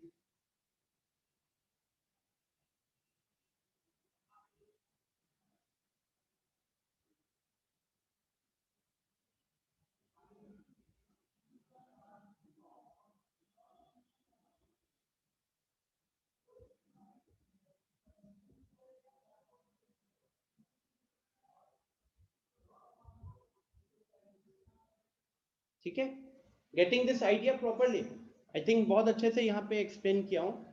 सेट ए के अंदर सिर्फ एक एलिमेंट, तो उसके सबसेट्स बने दो, तो पावर सेट जो बनाओगे ए का उसके अंदर वही दो एलिमेंट लिखाएंगे। अब पावर सेट के अंदर दो एलिमेंट है, तो जब आप पावर सेट के सबसेट्स के बारे में सोचोगे तो पावर सेट के चार सबसेट्स बनेंगे। तो उस पावर सेट का जब पावर सेट लोगे तो आपको उसके अंदर चार एलिमेंट मिलने वाले हैं, है ना। ये चार एलिमेंट हो गए। तो अब अगर आप इसको आप ए की तरह ट्रीट करो, अब इसको बी की तरह ट्रीट करो, इसको सी की तरह ट्रीट करो, इसको डी की तरह ट्रीट करो, तो टोटल कितने एलिमेंट हो गए अब इसके अंदर हो गए 4 एलिमेंट्स, इसके अंदर हो गए 4 एलिमेंट। तो अब अगर मैं आपको पूछूं P ऑफ A, मतलब ऊपर क्या था, डबल P ऑफ A था, अब हम लोग ट्रिपल P ऑफ A की बात कर रहे हैं। तो ट्रिपल P ऑफ A के अंदर कितने एलिमेंट होंगे, 2 टू द पावर 4 16 एलिमेंट होंगे, ठीक है। तो छोटा सा यहाँ पे पैटर्न क्या ऑब्जर्व किए हो कि जब हम सिंपल एक सेट की बात कर रहे थे, तो 2 टू द पावर 1 सबसेट, अब उसके सबसेट्स पे गए, उसके पावर सेट पे गए तो 2 टू द पावर 2, अब उसके आगे सबसेट पे गए तो 2 टू द पावर 4। तो पावर क्या हो रहा है, डबल होते जा रहा है, 2 टू द पावर 1 से 2 टू द पावर 2 पे गए, अब 2 टू द पावर 2 से 2 टू द पावर 4 पे गए, तो आगे क्या होगा, 2 टू द पावर 4 से 2 टू द पावर 8 पे जाओगे, सॉरी मतलब स्क्वायर होते जा रहा है ना, 2 टू द पावर 16 पे जाओगे, जितने भी एलिमेंट है उसका पावर बनते जा रहा है। तो उस लॉजिक से यहाँ देखिए, जब हम सिंपल पावर सेट की बात करें तो 5 आया था। अब जब हमने एक बार पावर सेट लिया तो बना 1, ठीक है। तो एक बार पावर सेट लिया तो बना 1, अब दो बार पावर सेट लिए तो क्या हुआ, ये जो है ना, ये अब पावर में बन जाएगा, ये अब पावर में आ जाएगा। तो अब वो क्या हो जाएगा, 2 टू द पावर 2 4, तो अब ये क्या होगा, अब ये जो 4 है ये अब पावर में आएगा, ये जो 4 है ये अब पावर में आएगा, तो कितना बन जाएगा 16। आगे एक बार और पावर, अगर एक बार और मतलब मान लीजिए पावर सेट लगा रहे होते तो अब ये 2 टू द पावर 16 बन जाता। ठीक है, तो इसलिए देखो 2 बार p लगा है 2 टू द पावर 1, 3 बार p लगा है 2 टू द पावर 2, 4 बार p लगा है 2 टू द पावर 4। ठीक है, ये सिंपल सा पैटर्न है, 2 to the power 1, 2 to the power 4, मतलब जो भी एलिमेंट है वो अगले बार उसके पावर में चले जा रहे हैं। Getting this idea now? घर पे इसको पूरा लिख के अगर देखोगे ना तो तब जाके सबसे अच्छे से आइडिया क्लियर होता है। जैसे ये चीज जब आप खुद लिख पाए ये वाली चीज, तब ये आइडिया बहुत अच्छे से क्लियर हो जाएगा। ओके, बढ़ते हैं आगे फिर। ऑलमोस्ट 1 घंटा निकल गया यार इसमें तो।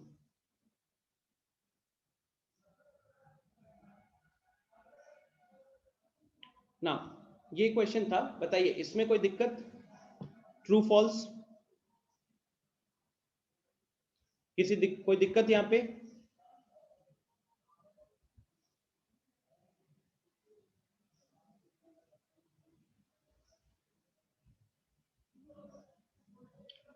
मृगंक, अगर आपको किसी से कोई सेट दिया हुआ है उसका पावर रियल सेट पूछे, आप बिल्कुल लिख सकते हो, बहुत इजीली लिख सकते हो उसको।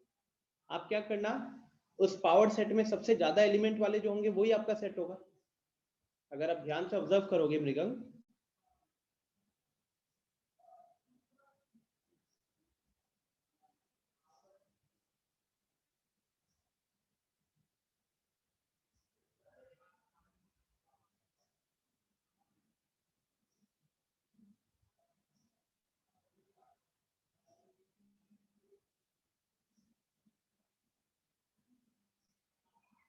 ये देखो मृगंक, सब वो ज्यादा आसान होता है। आपको सिंपल क्या करना है, उस पावर सेट में सबसे ज्यादा एलिमेंट वाला जो होता है ना, वही आपका रियल सेट होता है। हमने बात किया था ना इम्प्रॉपर सबसेट्स और प्रॉपर सबसेट्स का। एग्जैक्टली। जी शुभम बताइए। सर एक बार उसी स्लाइड में जाइए ना जिसमें अभी आप बता रहे थे। हाँ सर तो आप सबसे नीचे लिखे हैं सर कि p to the power subset of p, फिर सर उसका लिखे हैं सर 2 का पावर 4 इक्वल टू 16 एलिमेंट्स। तो वैसे ही सर ऊपर में जाएंगे तो वहां पर भी सर 3 बार, तो वहां पर सर 2 का पावर 2 4 कैसे हुआ सर? एक बार ऊपर जाइए ना। इधर। हाँ सर, तो वहां पर भी 3 बार p है सर, तो इसका 2 का पावर 2 4 कैसे हुआ? क्योंकि आपसे क्या थर्ड पूछ रहा है? Number C. आपसे पूछ रहा है कि इसके अंदर कितने एलिमेंट है ना? आप, और मैंने जो एग्जांपल लिया है और वो जो एग्जांपल लिया है, दोनों में अंतर देखो। मैंने जो एग्जांपल लिया है उसमें एक एलिमेंट प्रेजेंट है, उसमें ओरिजिनली ए सेट के अंदर एक एलिमेंट पहले से प्रेजेंट है। यस ठीक है, तो वन। हाँ, और क्वेश्चन में जो दिया हुआ है वो नल सेट दिया हुआ है, तो उधर क्या है 2 टू द पावर 0 से शुरू हो रहा है। ठीक है, और मेरा कहां से शुरू हो रहा है? 2 टू द पावर 1 से शुरू हो रहा है। साइकिल ऐसा चलता है 2 to the power 0, 2 to the power 1, 2 to the power 2, मतलब ये कितना है 1 है, तो अब ये 1 आपका इधर पावर में आ जाएगा। फिर ये कितना है 2, अब ये क्या हो जाएगा, ये इधर पावर में आ जाएगा। फिर ये कितना हो जाएगा 4। अब आगे बढ़ोगे तो अब क्या होगा, 2 टू द पावर क्या आएगा, अब 2 पावर 4 आ जाएगा। ठीक है, सो 16 आगे क्या होगा, अब 2 टू द पावर 16 बनेगा। तो आपको जो क्वेश्चन में जो सेट दिया था वो यहां से दिया था, और मैंने जो नीचे एग्जांपल लिया वो मैंने यहां से लिया है। ठीक है, आई थिंक इस ऑर्डर को भी याद रखोगे ना तो फिर आपको कुछ क्वेश्चन देखने की जरूरत नहीं है, इजीली आप आंसर कर सकते हो। इसमें सर सिर्फ एलिमेंट्स पूछता है कितना है? हाँ, आपको कभी भी वो, क्योंकि ऑब्जेक्टिव पॉइंट ऑफ व्यू से अगर आप देखोगे तो या तो वो आपको एक बड़ा सा ऑप्शन देगा जहां पे सारे सबसेट्स लिख दिए और आपको पूछेगा कौन सा सबसेट है, बट वो फिर क्वेश्चन को फालतू का बड़ा बनाना हो जाएगा। तो इससे बेटर, ज्यादा कंफ्यूजिंग क्या होगा, ज्यादा कंफ्यूजिंग होगा कि नंबर ऑफ एलिमेंट्स पे सोचना, क्योंकि यही जैसे आपके अंदर अभी डाउट आया है ना।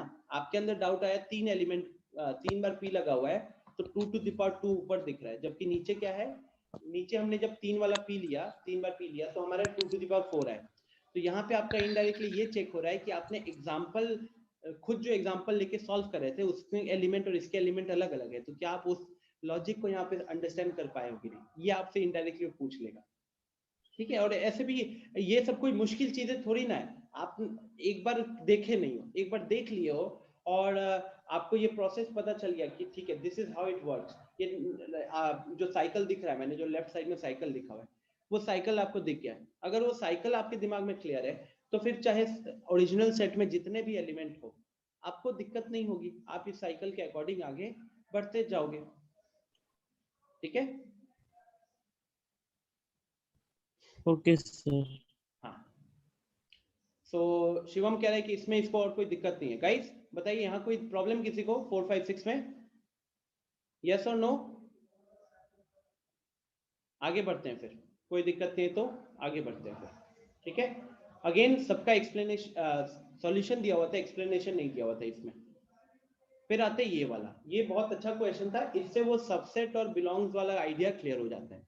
तो इसमें कोई दिक्कत, इसका तो प्रॉपर डिटेल सॉल्यूशन आपको दिया हुआ था, है ना, प्रॉपर डिटेल सॉल्यूशन दिया हुआ था।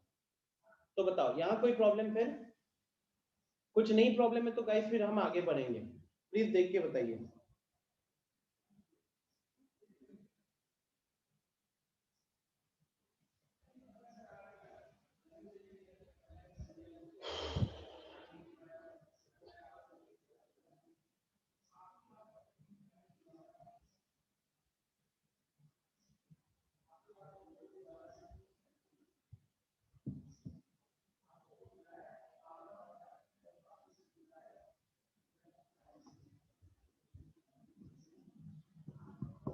क्लियर है? ग्रेट, बहुत अच्छी बात है।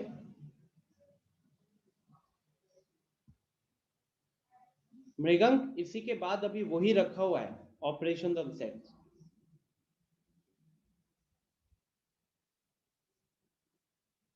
चलिए, तो गाइस अगर यहाँ पे कोई डाउट नहीं है बहुत अच्छी बात है।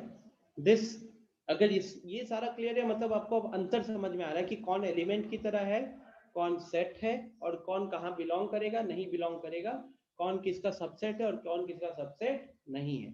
ठीक है, ये क्वेश्चन सारी चीजों को अच्छे से कवर कर लेता है। तो फाइनली अब हम बात करते हैं, नाउ क्लास स्टार्ट्स एक्चुअली, नया टॉपिक। 11:09 हो रहा है, अगले 20 मिनट ध्यान से सुनिएगा। अगर हम बात करें जेई पॉइंट ऑफ व्यू से, रिसेंट ईयर्स में जो क्वेश्चंस आ रहे हैं, रिसेंट ईयर्स पिछले 4-5 साल की बात करें तो ऑपरेशन ऑन सेट्स के ऊपर क्वेश्चंस ज्यादातर रहते हैं। ठीक है, तो रिसेंट पैटर्न के according we should pay more focus on this. In fact अगर आप 2019 का ही जेई का क्वेश्चन उठा के देखोगे तो हर एक सेट में, हर एक मतलब जेई के पेपर वाले सेट में आपको एक क्वेश्चन आया था इसमें ऑपरेशन ऑन सेट को यूज करके। ठीक है, तो अभी आज के दिन में तो हम पास्ट क्वेश्चंस को नहीं देख पाएंगे, तो आज हम ऑपरेशंस को समझते हैं कैसे यूज करना होता है, फिर आप मॉड्यूल से क्वेश्चन वगैरह सॉल्व कर। एंड नेक्स्ट क्लास में जो होगी हमारे वेडनेसडे को, वहां पे मैं पास्ट क्वेश्चंस लेकर आऊंगा रिसेंट 3-4 साल के। ठीक है, सो लेट्स स्टार्ट। सबसे पहले यूनियन ऑफ टू सेट्स। जिन जिन लोगों ने इनइक्वालिटी की हुई है मेरे साथ, उनको ये वर्ड यूनियन याद आया होगा। तो यूनियन का यहाँ पे मतलब क्या है? तो दो सेट का यूनियन करते हैं, दो सेट का यूनियन करते हैं, सेट ए और सेट बी का, तो उस सेट के अंदर एक नया सेट आएगा। सबसे पहले स्टूडेंट, हम जितने भी ये सब ऑपरेशंस कर रहे हैं ना, यूनियन दिख रहा हो, पॉइंट नंबर 2 में इंटरसेक्शन दिख रहा है, पॉइंट नंबर 3 में डिफरेंस दिखेगा, point number 4 is symmetric difference, point number 5 is complement, point number 6 is disjoint. Ultimately ये 6 के 6 जो ऑपरेशंस हैं ये सब आपको रिजल्ट में एक नया सेट दे रहे हैं, सबके सब आपको रिजल्ट में एक नया सेट दे रहे हैं। तो हमें पता होना चाहिए कि अगर हम दो सेट का यूनियन कर रहे हैं तो नए सेट में क्या क्या आएगा, अगर हम दो सेट का इंटरसेक्शन कर रहे हैं तो नए सेट में क्या क्या आएगा, दो सेट का डिफरेंस ले रहे हैं तो नए सेट में क्या क्या आएगा। This idea should be very clear, और बड़ा आसान आइडिया है। जैसे कि यूनियन ऑफ टू सेट्स की बात करें, ए यूनियन बी, तो ए यूनियन बी का मतलब हुआ वो एक नया सेट जिसके अंदर एलिमेंट्स होंगे x, such that x belongs to a और x बिलोंग्स टू b। तो A यूनियन B, मान लो गाइस A एक सेट है B एक सेट है, तो A के अंदर अपने एलिमेंट होंगे, B के अंदर अपने एलिमेंट होंगे। तो जब हम A और B का यूनियन कर रहे होंगे तो A और B के यूनियन में आपको एक नया सेट बनेगा, जिस सेट के अंदर सिर्फ और सिर्फ वही एलिमेंट होंगे जो या तो A को बिलोंग करेंगे या फिर B को बिलोंग करेंगे। ठीक है, यूनिवर्सल सेट को इसके साथ कंफ्यूज नहीं कीजिएगा। यूनिवर्सल सेट में कुछ एक्स्ट्रा एलिमेंट भी हो सकता है, यूनिवर्सल सेट में कुछ एक्स्ट्रा एलिमेंट भी हो सकता है। ठीक है, यहां पे हम बात करें यूनियन ऑफ टू सेट्स की। दो सेट की यूनियन को अगर आप लेते हो तो जो नया सेट बनेगा उस नए सेट में उन दोनों सेट का हर एक एलिमेंट प्रेजेंट होना चाहिए। एग्जाम्पल के लिए आप देख सकते हो यहाँ पे सेट ए दिया हुआ है, सेट ए की वैल्यू है 1 2 वैल्यू कह रहा हूं सॉरी, सेट ए के अंदर एलिमेंट्स है 1 2 3, सेट बी के अंदर एलिमेंट्स है 2 3 4। तो जब हम ए और बी का यूनियन लिखेंगे तो हमको वो सेट लिखना है जिसमें ए के भी सारे एलिमेंट आ जाए और बी के भी सारे एलिमेंट आ जाए। अब आप देख सकते हो कि ए और बी में 2 और 3 कॉमन दिख रहा था, तो वो हमने दोबारा रिपीट नहीं किया, और ए में 1 था जो बी में नहीं प्रेजेंट था, और बी में 4 था जो कि 1 में प्रेजेंट नहीं था। तो फाइनली जो हमने ए यूनियन बी लिखा, उस ए यूनियन बी के अंदर हमारा क्या बना, 1 2 3 4 बना। ठीक है, इसको आगे डायग्राम से भी समझेंगे, अभी फिलहाल गाइस डेफिनेशन पे फोकस कीजिए, डेफिनेशन को समझने की कोशिश कीजिए। नेक्स्ट आ रहा है इंटरसेक्शन। इंटरसेक्शन इंग्लिश में एक कॉमन होता है ना, इंटरसेक्शन कॉमन। तो इंटरसेक्शन यूनियन का सिंबल होता है गाइस यू के शेप में। ठीक है, इंटरसेक्शन का सिंबल होता है उल्टा यू। देख रहे हो ना, बीच में ए और बी के बीच में उल्टा यू बना हुआ है, तो इससे पता चल जाएगा कि आप ए और बी का इंटरसेक्शन ले रहे हो। तो ए और बी का जब इंटरसेक्शन लोगे तो आपको एक नया सेट मिलेगा, और उसके अंदर एलिमेंट कैसे होंगे, x such that x belongs to a and x belongs to b। तो इसमें और उसमें का इस अंतर देखिए, ऊपर है x belongs to a और x belongs to b, और का मतलब है या तो a का होगा या b का होगा, लेकिन and का मतलब क्या है, a का भी होना चाहिए और साथ ही साथ b का भी होना चाहिए।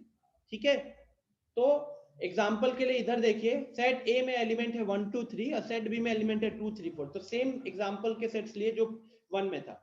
लेकिन अब अगर आप यहाँ पे इंटरसेक्शन कैलकुलेट करते हो, इसका इंटरसेक्शन मतलब दोनों सेट में जो जो कॉमन एलिमेंट है उसको लिखिए खाली। तो पहला सेट और दूसरे सेट में आपको कॉमन क्या क्या दिख रहा है, 2 और 3 दिख रहा है, तो इसके इंटरसेक्शन में सिर्फ दो एलिमेंट आएंगे 2 और 3। 1 आपको पहला सेट में नहीं दिख रहा है, 4 आपको दूसरे सेट में नहीं दिख रहा है, तो इसलिए 1 और 4 को यहाँ पे लिखा नहीं जाएगा। ठीक है, 1 और 4 को यहाँ पे लिखा नहीं जाएगा। फिर आते हैं थर्ड की तरफ। थर्ड है डिफरेंस ऑफ टू सेट। तो डिफरेंस ऑफ टू सेट का यहाँ पे मतलब क्या हुआ, a माइनस बी मान लीजिए, तो आप a माइनस बी कर रहे हो, तो उसके अंदर जो नया सेट होगा, जो नया सेट आएगा, उसके अंदर एलिमेंट कैसे होंगे, x such that x belongs to a and x does not belong to b। इसका मतलब हुआ कि जो नया सेट बनेगा, अगर आप a माइनस बी कर रहे हो, तो अब आप वो एलिमेंट लिखोगे जो a के हैं लेकिन b के नहीं है, जो वो एलिमेंट लिखोगे जो a के अंदर है और b के अंदर नहीं है, सिर्फ वो उन एलिमेंट को लिखा जाएगा। जैसे एग्जांपल के तौर पे फिर से सेट a है 1 2 3 और सेट b है 2 3 4।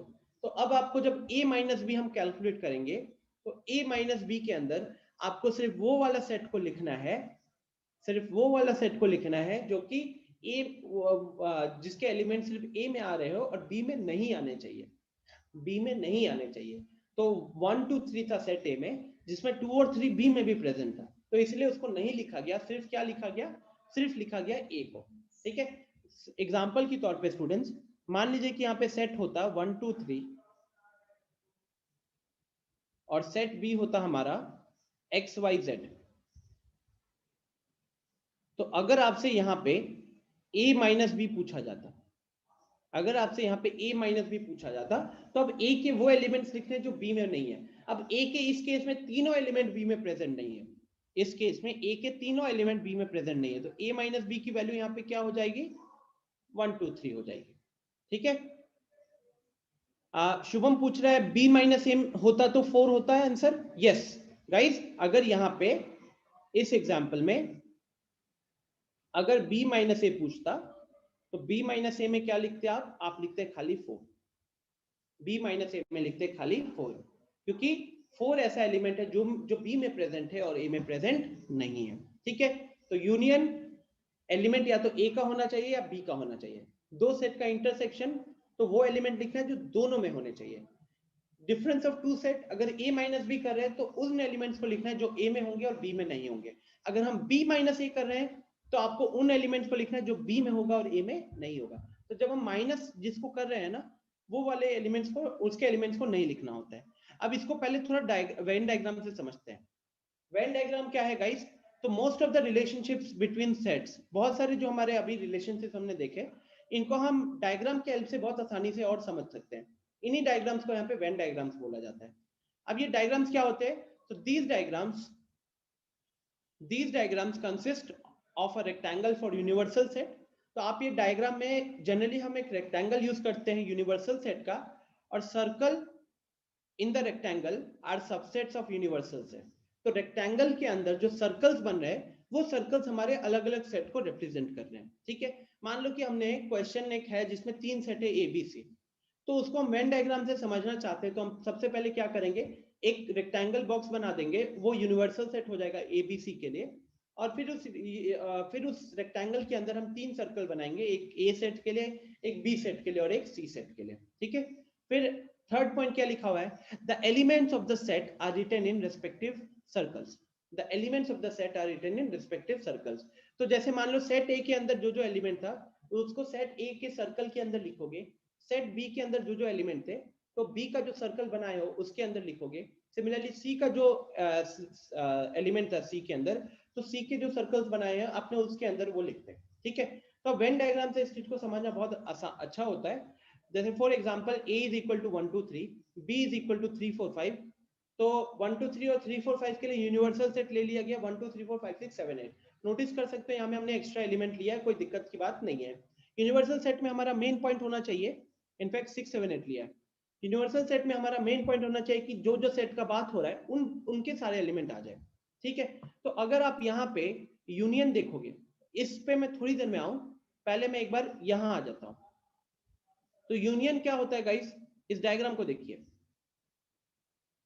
तो यूनियन का मतलब रेक्टेंगल अपना यूनिवर्सल सेट के लिए। अब यूनियन मतलब आप जो शेडेड पार्ट है, तो सारे एलिमेंट जो शेडेड पार्ट से किए हुए वो सब ए यूनियन बी के अंदर आएंगे, सब ए यूनियन बी के अंदर आएंगे। पहला वाला सर्कल ए के लिए बना है, दूसरा वाला सर्कल बी के लिए बना है। हो सकता था कुछ ऐसा एलिमेंट हो जो दोनों में कॉमन हो, तो वो भी यहाँ पे आ जाएंगे। तो शेडेड पार्ट का मतलब है shaded part will represent A union B. ठीक है, shaded part will represent A union B, मतलब शेडेड पार्ट के अंदर जो भी एलिमेंट है सब ए यूनियन बी के अंदर आएंगे। सेकंड पे आइए, सेकंड में क्या दिख रहा है? शेडेड पार्ट खाली कहां पे दिख रहा है आपको? शेडेड पार्ट दिख रहा है ए और बी का कॉमन हिस्से में, ए और बी के कॉमन हिस्से में। तो उसको क्या बोला जाएगा? ऐसे एलिमेंट जो ए में भी है और बी में भी है उनको बोला जाता है ए इंटरसेक्शन बी। वो एलिमेंट्स कहां पे आएंगे? ए इंटरसेक्शन बी में आएंगे। फिर थर्ड हमने a माइनस बी देखा था। a माइनस बी हमने क्या पढ़ा था? वो एलिमेंट जो कि a में प्रेजेंट होंगे और b में प्रेजेंट नहीं होंगे। तो मान लीजिए सर्कल ऐसा था, a का सर्कल b का सर्कल, तो अब आपको वो एलिमेंट्स को लिखना है जो a में आएगा और b में नहीं आएगा। तो कहीं ना कहीं वही एलिमेंट शेड भी करेंगे तो हम सर्कल का उतना हिस्सा करेंगे जो a का है और b का नहीं है। ठीक है, तो ये हमारा a माइनस बी पे आया।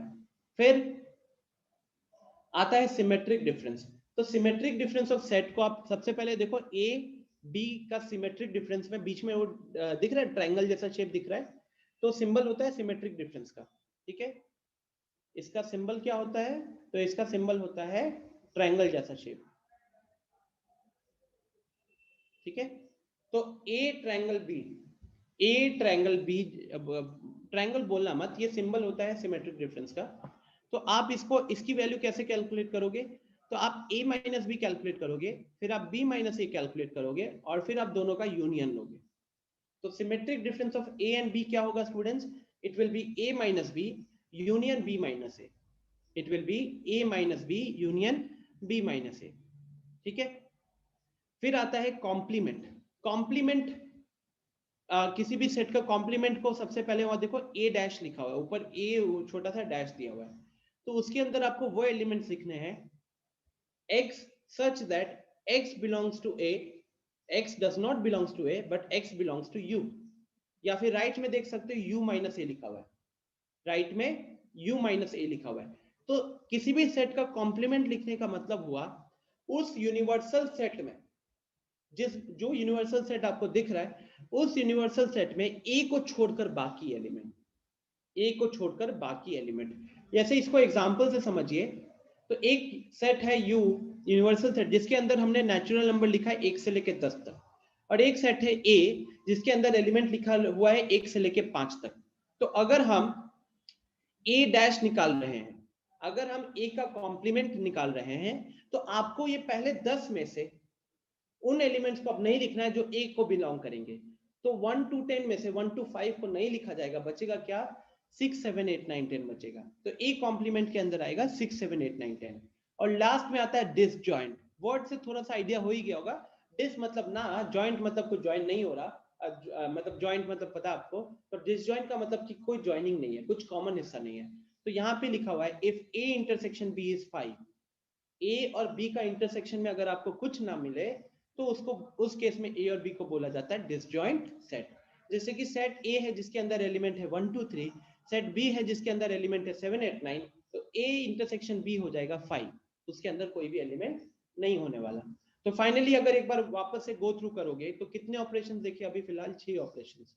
पहला है यूनियन ऑफ सेट, जिसका कहना है कि दो सेट का यूनियन का मतलब आपको वो एलिमेंट्स लिखने हैं जो सेट ए में हो या बी में हो, ठीक है।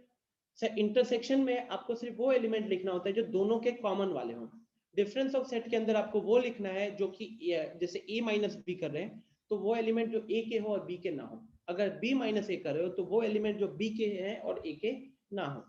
फिर हमने सिमेट्रिक डिफरेंस देखा था, तो दो सेट का सिमेट्रिक डिफरेंस होता है a और b का, a minus B union b minus A. फिर हमने देखा था कॉम्प्लीमेंट।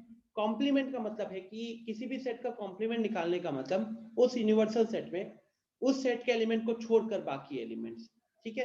डेफिनेशन आपके सामने है u माइनस ए। u माइनस ए का मतलब क्या होता है, यूनिवर्सल सेट के वो एलिमेंट्स जो कि ए सेट में बिलोंग ना करे। फिर आया था डिसजॉइंट सेट। डिसजॉइंट सेट कहता है कि जो सेट में कॉमन नहीं है दो सेट में, उनको डिसजॉइंट बोला जाएगा। फिर वेन डायग्राम हमने देखा था कि ऑपरेशन जो है वेन डायग्राम से समझने में हमको हेल्प करता है। वेन डायग्राम में हम जनरली रेक्टेंगल जो होता है वो यूनिवर्सल सेट को रिप्रेजेंट करता है और उसके अंदर हम सर्कल्स बनाते हैं जो सेट्स को रिप्रेजेंट करते हैं, ठीक है। तो फिर यहाँ पे हमने वो सारे के सारे डायग्राम्स आपके सामने दिख रहे हैं। जैसे सबसे पहला वाला डायग्राम है गाइस ए यूनियन बी का, तो शेडेड पार्ट में गाइस हम ए यूनियन बी के एलिमेंट्स कहाँ आएंगे, तो शेडेड पार्ट के अंदर आएंगे। सेकंड डायग्राम है ए इंटरसेक्शन बी का, ठीक है। This is my diagram 1, this is my diagram 2। तो ए इंटरसेक्शन बी के में कौन एलिमेंट्स आएंगे, तो वो एलिमेंट्स आएंगे जो ए और बी दोनों में लाई कर रहे हो। थर्ड क्या होगा, तो थर्ड हो जाएगा ए माइनस बी।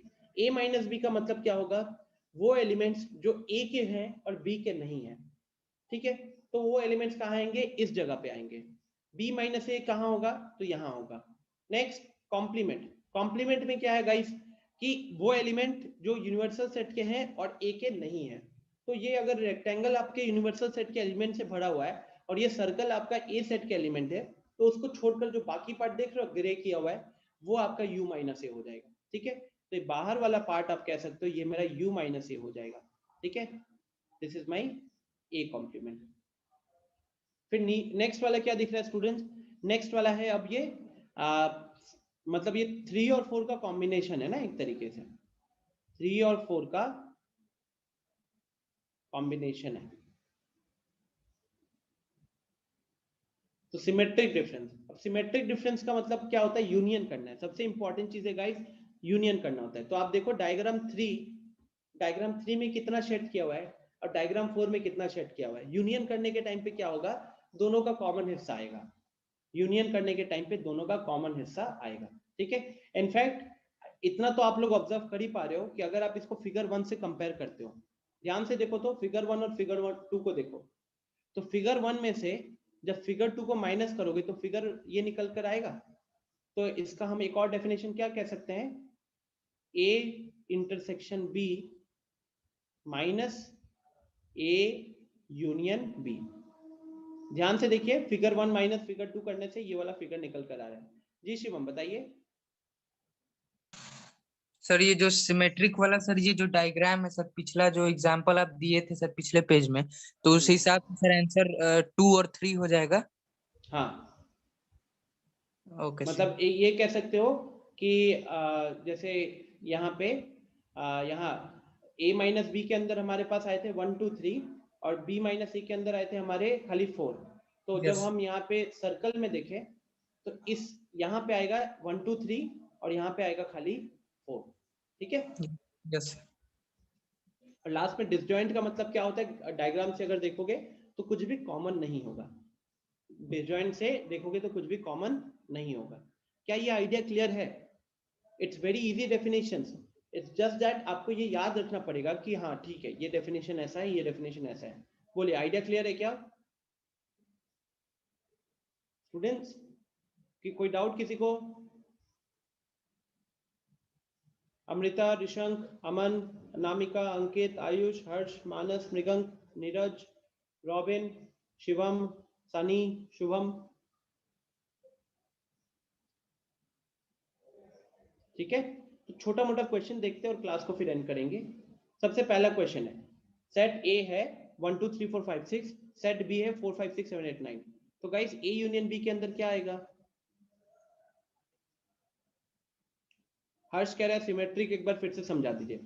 हर्ष देखो, सिमेट्रिक में क्या होगा, अगर आप ए और बी सेट का सिमेट्रिक डिफरेंस निकालना है तो आप ए माइनस बी कैलकुलेट कीजिए, पहले बी माइनस कैलकुलेट कीजिए और फिर दोनों का यूनियन ले लीजिए। ठीक है, मतलब जैसे कि एग्जांपल के लिए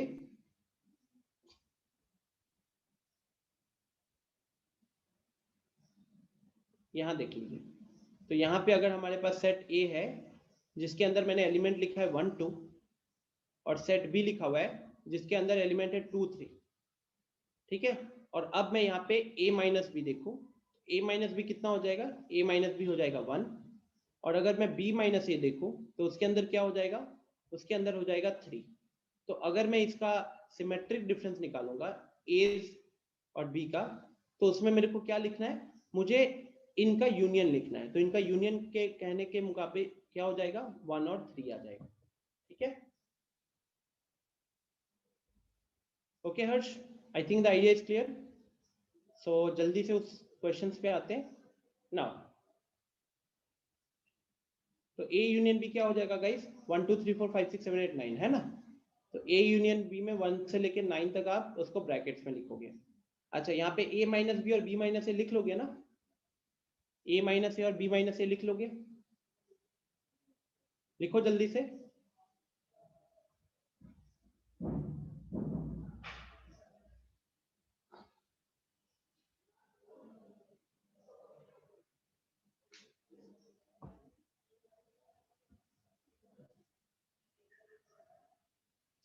ठीक है, तो यहाँ पे क्या हो जाएगा?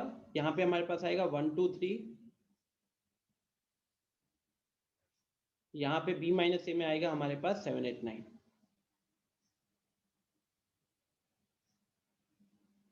राइट, तो देखो क्वेश्चन नंबर 2 का आंसर था 1 2 3 और यहाँ पे 7 8 9, यहाँ 1 से लेके 9 है।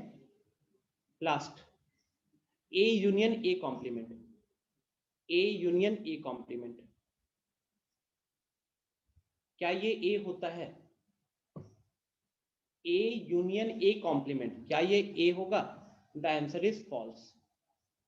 The answer is false. क्यों? क्योंकि अगर एक सेट A है, अगर आप इसको डायग्राम से देखो guys, let me take you to the back slide. इस डायग्राम को देखो, इस डायग्राम को देखो, डायग्राम नंबर 5 को देखो, वहां पे सेट A का सर्कल दिख रहा है। A कॉम्प्लीमेंट वो शेडेड, वो ग्रे वाला पार्ट है। तो अगर आप सर्कल को और ग्रे वाले पार्ट का यूनियन लेते हो, यूनियन मतलब जोड़ रहे हो एक तरीके से, तो आपके पास क्या आएगा? आपके पास पूरा रेक्टेंगल आ गया ना। और पूरा रेक्टेंगल आने का मतलब वो क्या बनेगा?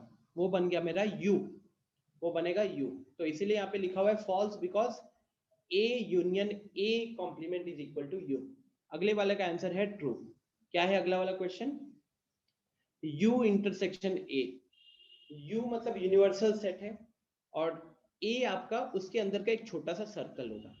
तो एक रेक्टेंगल में, एक बड़े रेक्टेंगल के अंदर एक छोटा सा सर्कल A है, तो अगर आप उन दोनों का कॉमन हिस्सा देखोगे तो कॉमन हिस्से में क्या आएगा? कॉमन हिस्से में वो छोटा सा सर्कल ही आएगा, ए ही आएगा, तो इसीलिए ये ट्रू हो गया। ठीक है, छोटा सा इजी क्वेश्चन था बहुत। ठीक है, अब आपको मैं होमवर्क जो है आपके ग्रुप पे अपडेट कर दूंगा, आप उधर से सॉल्व कर लेना। Questions will be only based on operations, क्योंकि आज हम ज्यादा आगे जा नहीं पाए, है ना, ज्यादा आगे जा नहीं पाए, तो होमवर्क आपको हम बता देंगे। ध्यान रखिएगा, जेई में रिसेंट ट्रेंड में जितने भी क्वेश्चंस आ रहे हैं वो सिर्फ और सिर्फ ऑपरेशंस के ऊपर है। ठीक है, तो ये ऑपरेशंस और वेन डायग्राम का लॉजिक क्लियर होना बहुत जरूरी है, तभी जाकर आपसे जेई वाले अभी पिछले 5 साल के पैटर्न के हिसाब से देखा जाए तो क्वेश्चन सॉल्व होगा। राइट, तो जितने लोगों ने भी पढ़ाई नहीं की है प्लीज उसको दोबारा रिपीट नहीं कीजिए, take it as a strict warning. Next time if I find you guys not doing your homework, मैं सबको पूछूंगा, और अगर आप होमवर्क नहीं करते हुए पाए, I will at that point of time remove you from the session. I don't care whether you are registered or not, but अगर आपने questions नहीं किए then you will not be able to attend my session. आपको recording देखना पड़ेगा, recording देख के खुश होना, बिकॉज जब आप मेरा लाइव क्लासेस में मेरी बात को नहीं फॉलो कर रहे तो आप रिकॉर्डिंग देखो। गाइस जो भी क्वेश्चंस वगैरह मिलेंगे प्लीज ग्रुप पे भेजो, मेरा इनबॉक्स इज फुल, मतलब इट्स लाइक कि स्टूडेंट्स भेजते हैं, आई सजेस्ट कि आप ग्रुप पे भेजो, बिकॉज मैं ग्रुप को खोलता हूँ, बाकी चैट्स को मैं नहीं ओपन करता हूँ। ठीक है, ग्रुप पे भेजो, फायदा होता है बाकी स्टूडेंट्स को भी। ओके, तो उससे क्या होता है कि हो सकता है वो सवाल बाकी स्टूडेंट का भी हो तो मैं वहां पे सॉल्व करता हूँ। चलो, so thank you for everyone, you can leave. Shubham आपका लॉग वाला क्वेश्चन मैं अभी सॉल्व कर देता हूँ। शुभम एक बार अनम्यूट करके मुझे क्वेश्चन जो है मैं रिकॉर्डिंग यहाँ पे ऑफ कर देता हूँ ऐसे।